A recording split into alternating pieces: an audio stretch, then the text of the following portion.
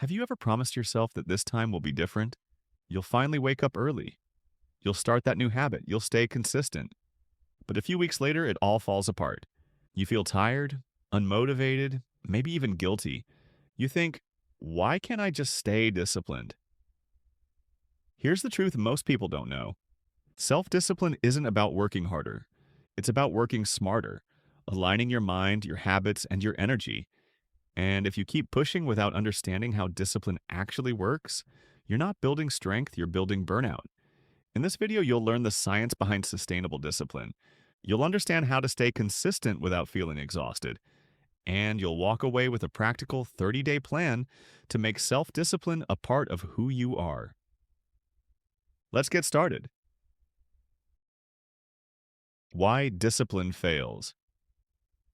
Most people fail at discipline for one reason. They try to fight their brain instead of working with it. We think discipline means forcing ourselves to do what we hate every day. We picture it as a battle between our lazy side and our productive side, but that's not how the brain works. Your brain isn't lazy, it's protective. It avoids discomfort because discomfort once meant danger. So when you try to make big, sudden changes like waking up at 5 a.m. or cutting sugar cold turkey, your brain triggers resistance. It's just doing its job. The key isn't to overpower your brain, it's to rewire it through small, consistent actions that become automatic. Here's another mistake. People rely on motivation.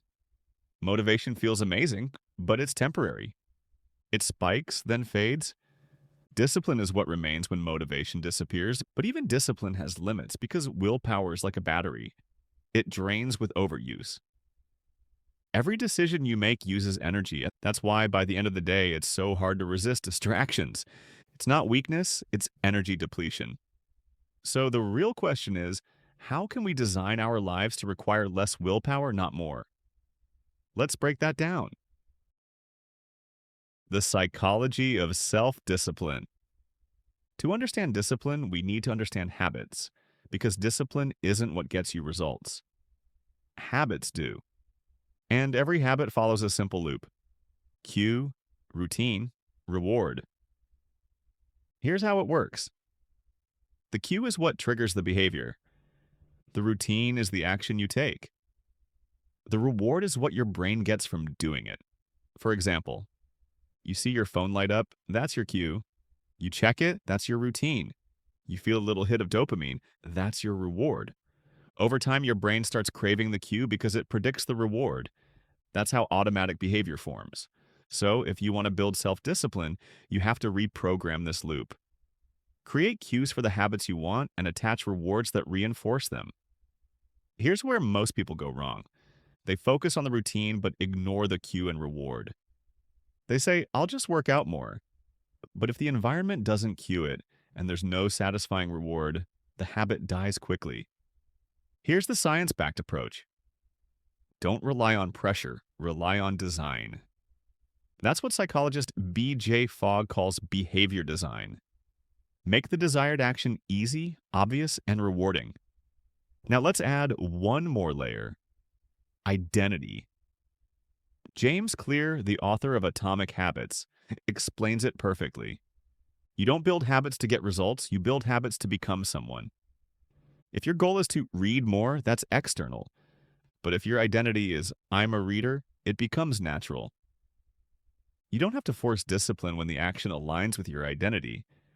It becomes who you are. So instead of saying, I want to be more disciplined, say, I'm the kind of person who keeps promises to myself. That one shift changes everything. The 5 pillars of sustainable discipline. Now let's break down the 5 pillars that make discipline sustainable without stress, guilt, or burnout. 1. Clarity over chaos. You can't stay disciplined with vague goals. Be productive or work out more doesn't mean anything. Your brain loves clarity. When the target is specific, focus becomes automatic. So instead of saying, I'll study more, say, I'll study English for 1 hour from 6 to 7 p.m. Write it down. Make it visible. Clarity creates confidence, and confidence fuels consistency. 2. The 2-minute rule. Here's a secret. Most people don't struggle with doing the task. They struggle with starting it. To fix this, use the 2-minute rule. If a habit feels hard, make it so small it takes less than 2 minutes to start. Don't go to the gym. Just put on your shoes. Don't write a chapter. Just open the document. Once you start, momentum takes over. Action creates motivation, not the other way around. That's how you trick your brain into discipline. By lowering the barrier to begin. 3. Environment engineering. You don't need more willpower. You need fewer temptations. If your phone is next to you, you'll scroll. If your workspace is messy, you'll delay. If your fridge is full of junk food, you'll eat it. Discipline isn't about resisting. It's about removing resistance. Design your environment so the right action is the easy one. Put your workout clothes where you'll see them. Block distracting apps during focus hours. Keep your goals visible, not hidden in a notebook. Your environment is your silent teammate. Let it work for you, not against you. 4. Energy management. You can't be disciplined if you're exhausted, and this is where most high achievers fail. They try to maintain focus while running on low energy. But self-control, focus, and motivation all rely on one thing: your energy levels. Sleep well, move daily. Eat foods that stabilize your energy, not spike it. Even short walks improve your ability to concentrate. And here's something powerful. Plan your hardest tasks when your energy is highest. For most people, that's the first few hours of the morning. Don't waste that time checking email or social media. Use it for the work that truly matters. 5. Reward and reflection. Every time you complete a small win, celebrate it. That's how your brain learns that discipline feels good. You don't need to throw a party. Just acknowledge it. I did it. That simple moment releases dopamine, reinforcing the loop. And at the end of the week, reflect. Ask yourself, what worked? What didn't? Reflection turns experience into progress. These 5 pillars, clarity, small starts, environment, energy, and reflection, form the foundation of discipline that lasts for life. But even with these, there's one more trap to avoid: burnout. The anti-burnout strategy. Let's talk about balance, because discipline without rest doesn't last. We often glorify hustle. Like we see people working 12 hours a day and think that's discipline. But it's not. That's overload. Real discipline is measured by consistency, not intensity. Think of your energy like a battery. If you never let it recharge, performance drops. Not just physically, mentally and emotionally too. The science behind this is called the ultradian rhythm. Your brain works best in 90-minute focus cycles. After that, productivity and attention decrease. So, after 90 minutes of deep work, take a short break. Walk, stretch, breathe, or just stare out the window. That rest period recharges your mental energy. Another principle is the 3-to-1 balance rule. For every 3 hours of focused work, dedicate 1 hour to rest, recovery, or reflection. It could be journaling, reading, or simply disconnecting.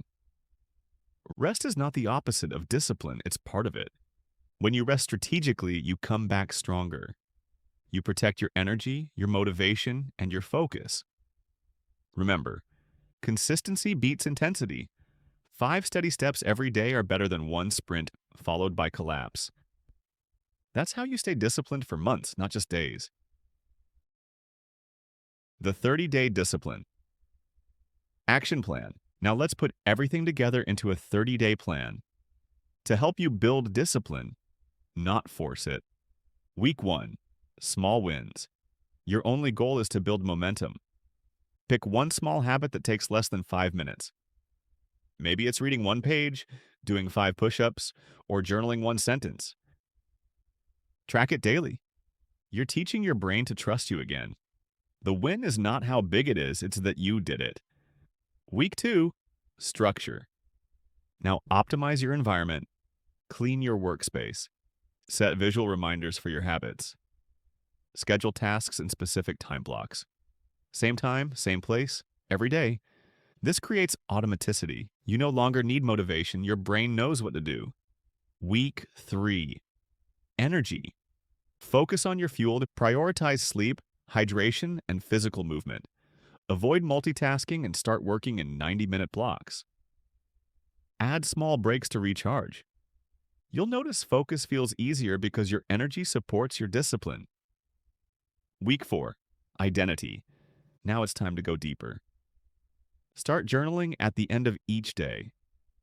What did a disciplined version of me do today? Each day, your actions reinforce your identity. By the end of 30 days, your habits won't just be what you do, they'll be who you are. When that happens, discipline stops feeling forced. It becomes effortless. Self-discipline isn't about control, it's about alignment. It's designing a life where doing the right thing feels natural. You don't need to push harder, you just need to build smarter. Because when your habits, energy, and identity align, discipline becomes automatic.